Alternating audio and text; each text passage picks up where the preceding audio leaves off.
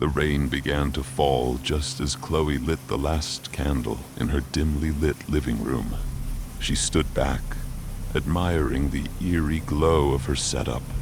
Her parents were away for the weekend, and she had invited a small group of classmates over for a night they'd never forget. The house was an old Victorian-style home on the edge of town, with creaking floorboards and rooms that seemed to whisper when the wind blew. It was the perfect setting for a party that could stir rumors for months. By 8 p.m. the guests began to arrive. No one said much. Chloe had made it clear that this was a silent party. Music would be played low, but there would be no loud conversations.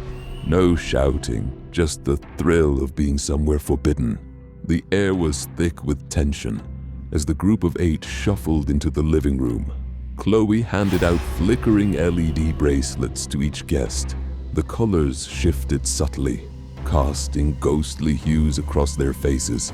No one dared to break the silence as the rain outside grew heavier.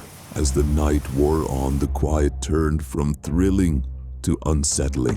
A faint sound echoed through the house, a soft rhythmic tapping. Everyone froze, exchanging wide-eyed glances. Chloe shrugged, forcing a nervous smile, and motioned for the group to follow her. The tapping led them to the basement door. Chloe hesitated, gripping the doorknob.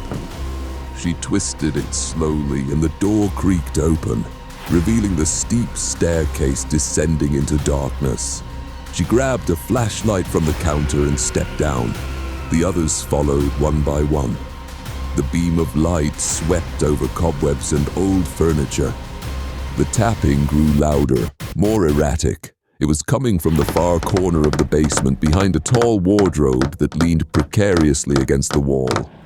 Chloe signaled for everyone to stop. She approached the wardrobe, her pulse pounding in her ears. The tapping stopped abruptly. Her trembling hands pushed the wardrobe aside, revealing a door she'd never seen before. The door was old and rusted, with deep scratches gouged into the wood. A single icy draft seeped from beneath it. She turned to the group, her expression asking the silent question, "Should we open it?" One of the boys nodded, stepping forward to help her. Together, they pried the door open. It groaned on its hinges, revealing a narrow tunnel that stretched into pitch-black nothingness. Then came the sound. It started as a low growl echoing from deep within the tunnel. The air grew colder. Chloe's flashlight flickered, and suddenly the growl turned into a deafening roar. The light went out. Panic gripped the group as they scrambled toward the stairs. In the chaos, someone screamed, a sound that shattered the unspoken rule of silence. The roar grew louder, closer. Chloe turned, her flashlight flickering back to life just in time to see 2 glowing eyes staring back at her from the darkness. She bolted up the stairs, slamming the basement door shut behind her. The group huddled in the living room, their faces pale and their breaths ragged. The rain hammered against the windows as the house seemed to settle into an uneasy quiet. No one spoke. They didn't need to. The message was clear.